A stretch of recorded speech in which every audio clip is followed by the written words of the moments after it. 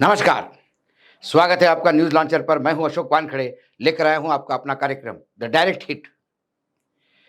क्या मोदी सरकार के ईडी ने या अमित शाह जी के ईडी ने सीधा बिहार पे हिट किया, या फिर बिहार अब हिट करेगा सरकार को? ये देखने की जरूरत है। आज एकाएक सुबह ईडी एक्टिव हुई। दो खबरें बिहार से थी। एक, पॉलिटिकल कांड, राजकीय कांड, जिसमें एक पिछड़े दलित नेता के पिता की घर में घुस के हुई, और दूसरा ईडी का प्रकोप। ईडी ने कुल 20 जगह छापे मारे, पटना से लेके पुणे तक। और इस छापे में जो केंद्रीय बिंदु था वो था एक आईएएस अधिकारी संजीव हंस। संजीव हंस कौन है? ये कई सालों से ऊर्जा विभाग में टिके हुए हैं। वर्तमान में ऊर्जा विभाग के प्रधान सचिव है। अकूट संपत्ति इकट्ठा की है और नीतीश कुमार के सबसे करीबी अधिकारियों में से है। नीतीश कुमार के पार्टनर बदलते रहते हैं। आरजेडी होता है तो कभी बीजेपी होते हैं। नीतीश कुमार में कैबिनेट में चेहरे बदलते रहते हैं, लेकिन संजीव हंस ऊर्जा विभाग में पिछले कई सालों से बरकरार है। और ये जो सारी संपत्ति है, क्योंकि जो भी अधिकारी संपत्ति 3, 4, 5 अधिकारी हैं जो नीतीश के बहुत नजदीकी है और खूब दबा के संपत्ति कमाई है। बिहार में जितने अधिकारियों ने संपत्ति कमाई है उसमें से ज्यादातर अधिकारी अपना पैसा जो है, बेनामी पैसा या भ्रष्टाचार का पैसा, कहीं ना कहीं उनको पार्क करना होता है, रखना होता है। तो रखे तो कहाँ रखे? तो एक धन पशु है। मैं धन पशु इसलिए कहता हूं कि वो बाहुबली नहीं, धन के बल पे राजनीति करते हैं।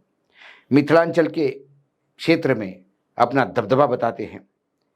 वो पूर्व विधायक गुलाब यादव है।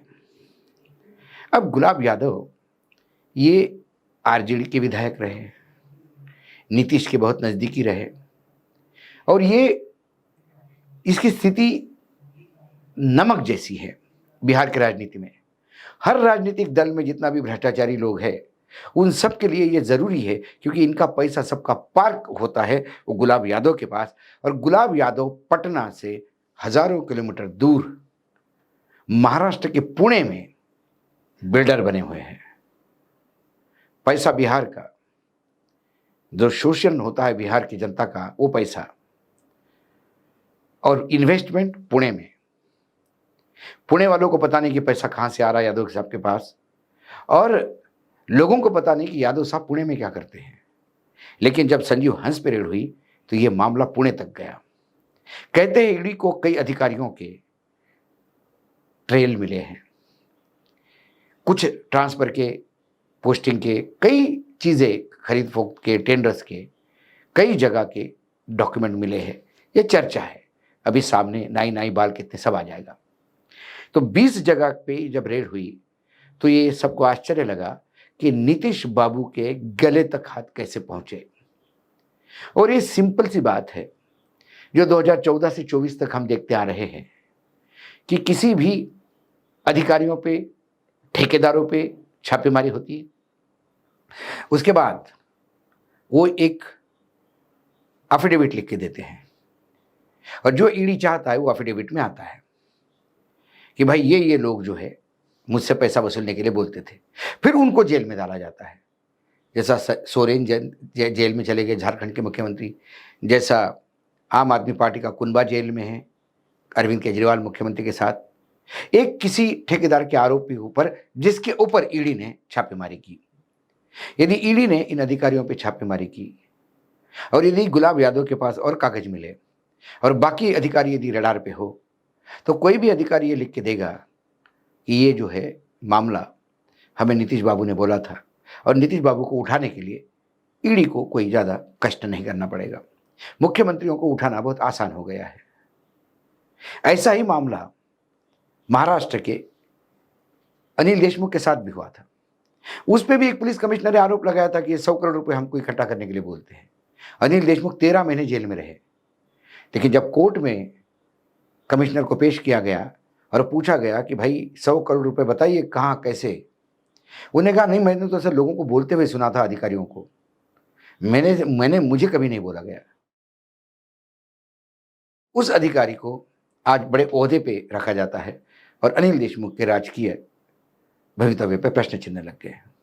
यह है ईडी का खेल। यह है 2014 से लेकर 2024 तक अमृतकाल इस देश का। यह है नया पैटर्न राजनीति का।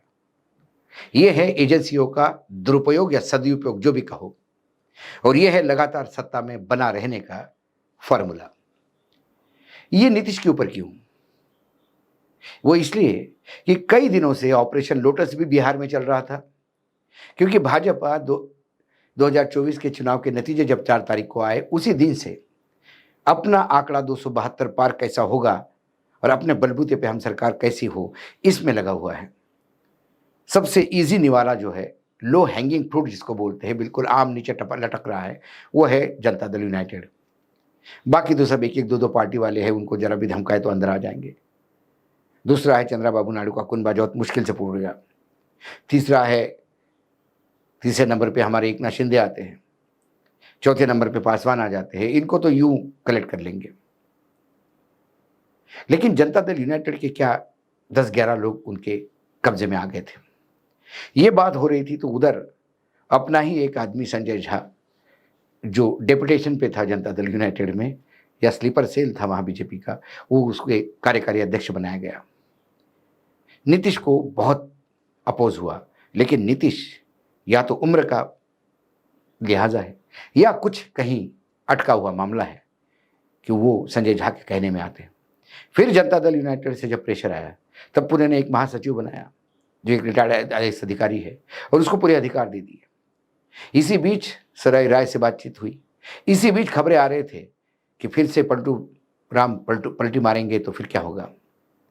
कुल मिलाकर नीतीश चाहते हैं कि जल्दी से जल्दी विधानसभा भंग हो और चुनाव में जाए। बीजेपी विधानसभा भंग करने के लिए इसलिए डर रही है कि विधानसभा तो भंग हो जाएगी, उसके बाद नीतीश फिर आरजेडी के साथ चले गए तो हम रास्ते पे आ जाएंगे। पूरे बिहार में एक अविश्वास का वातावरण है, कोई किसी पे विश्वास नहीं रखता। और कुल मिला के सबदूर प्रोपेगेंडा ये होगा कि देखिए फिर ईडी का राज चलने लगा है, फिर ईडी नेताओं को परेशान कर रही है, फिर ईडी चेकमेट दे के एक जगह पे एक ऐसा तुरुप का पत्ता फेंका बिहार में कि क्या नीतीश इसमें कंट्रोल आएंगे। ये तो समय बताएगा कि नीतीश बाबू सीधा सीधा आरोप सर पे लेके जेल चले जाते हैं तो फिर बिहार के भगवान बन के लौटेंगे, और यदि वो डर के एकनाथ शिंदे बनते हैं या तो फिर उनका हश्र मायावती जी, बहन मायावती जी जैसा होगा कि जो बस धीरे धीरे शैने राजनीतिक मौत आपको करनी है। बीजेपी ने यह दाव जब खेला तो सोच समझ के खेला होगा। कल नीतीश बाबू ने विड्रॉ भी कर लिया अपना समर्थन, तो भी सरकार एकदम गिरती नहीं, क्योंकि 52 लोगों में से 12 भी चले जाए तो 40 उनके पास है, फिर भी सरकार के पास 10 लोग ज़्यादा होते हैं। लेकिन मेजोरिटी बड़ी थिन है, सरकार को और खेला करना होगा। लेकिन जब ये डिसीजन लिया तो कुछ सोच समझ के लिया होगा। कई लोग कहते हैं कि नीतीश बाबू सुशासन बाबू है, वो नो नॉनसेंस है, लेकिन संजीव हंस की अकूट संपत्ति और ये सारी चीज़ें सामने आने के बाद एक बात तो तय है कि नीतीश कुमार के चेहरे से वो नकाब भी उतर गया जिसमें नीतीश कुमार सुशासन और भ्रष्टाचार से दूर बोले जाते हैं। यदि आपके आसपास के आपके ब्लू आइड बॉयज, जो आपके सबसे प्रिय अधिकारी है, यदि वो अकूट भ्रष्टाचार में पाए जाते हैं तो फिर आप क्या कहेंगे।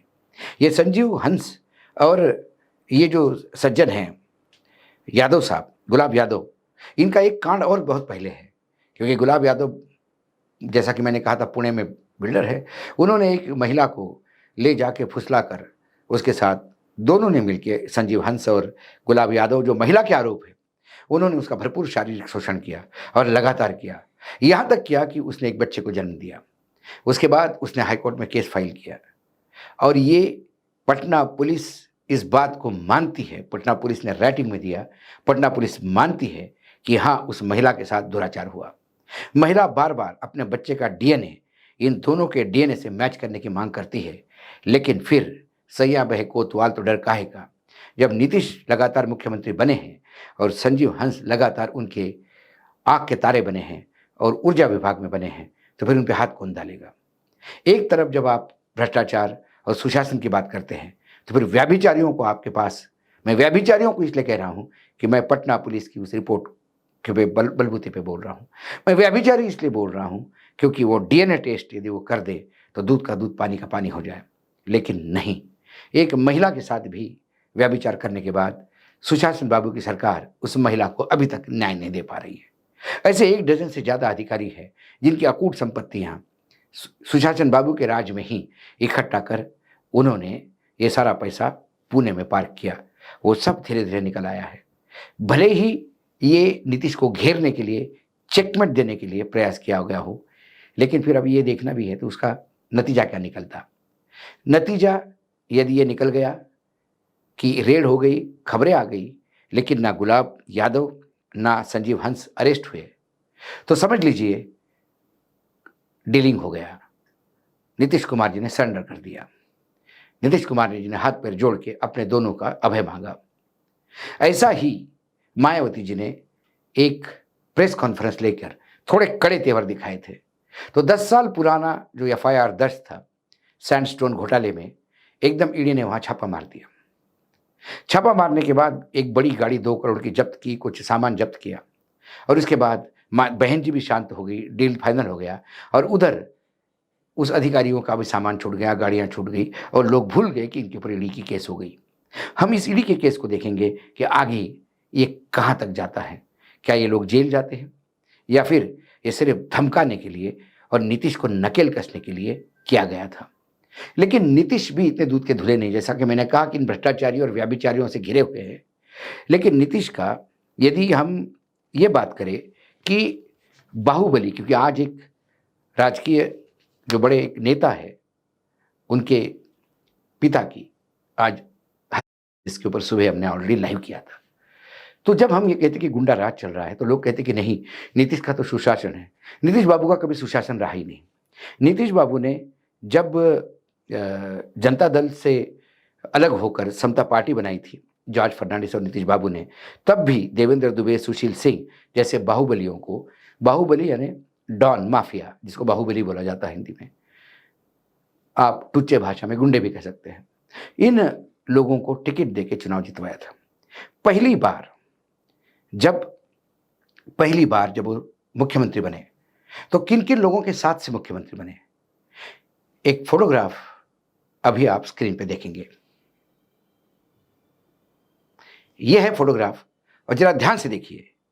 जो पहला आदमी इस साइड पे खड़ा है वो है रमा सिंह, बहुत बड़ा माफिया। दूसरा है मुन्ना शुक्ला, ये भी माफिया। फिर उसके पास खड़े हैं सूरजभान सिंह, वो भी माफिया। पीछे से चेहरा दिखाते हुए राजन तिवारी, वो भी माफिया। और जो महिला विधायक साथ में खड़ी है नीतीश जी के, उसका भी पति बाहुबली यानी माफिया। ये नीतीश का सर्कल है। जब नीतीश रेलवे मंत्री थे तो पूर्वांचल, गोरखपुर और उस क्षेत्र से, जो बिहार से लग के जो पूरा क्षेत्र आता है, उस क्षेत्र के सारे रेलवे के ठेके इन्हीं बाहुबलियों के पास होते थे। ये बाहुबलियों का पोषण वो तब से कर रहे हैं, और फिर अब बाहुबली इन लोगों का शोषण कर रहा है। मैंने पहले भी कहा था कि एक समय था कि बाहुबली नेताओं के दरबार में दरबारी हुआ करते थे। अब बाहुबली दरबार लगाते हैं और नेता उनके दरबार में दरबारी होते हैं। तो कुल मिला के जो भी अभी हालत है, मतलब यहाँ तक कि अभी लोकसभा के चुनाव की भी बात मैं करूँ तो जब लल्लन सिंह मुंगेर से चुनाव लड़ रहे थे और हालत पतली हो गई थी, तब एकाएक अनंत सिंह, एक दूसरे बाहुबली है, उनको जेल से पैरोल पे छोड़ा गया, और कारण ये बताया गया कि उनके घर में कोई संपत्ति का विवाद है, उस विवाद को सेटल करने के लिए इनका जाना जरूरी है। तो उनको पैरोल मिल गया। वो विवाद जब तक चुनाव का वोटिंग था तब तक चल रहा था। चुनाव का वोटिंग खत्म हो गया, अनंत सिंह वापस चले गए जेल में, विवाद समाप्त हो गया और लल्लन सिंह चुनाव जीत गए।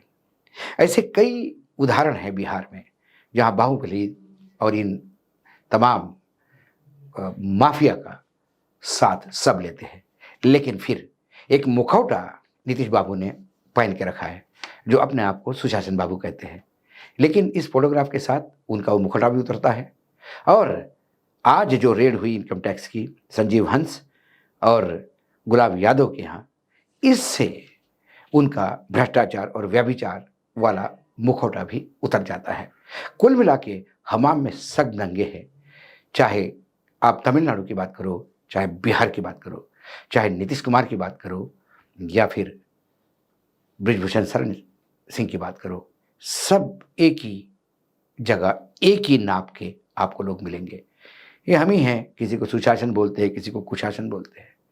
कुल मिला के इनके चेहरे सबके घिनौने हैं। हाँ, डायरेक्ट हित में इतना ही। कल फिर आऊँगा किसी विषय के साथ, तब तक के लिए नमस्कार। देखते रहिएगा न्यूज़ लॉन्चर।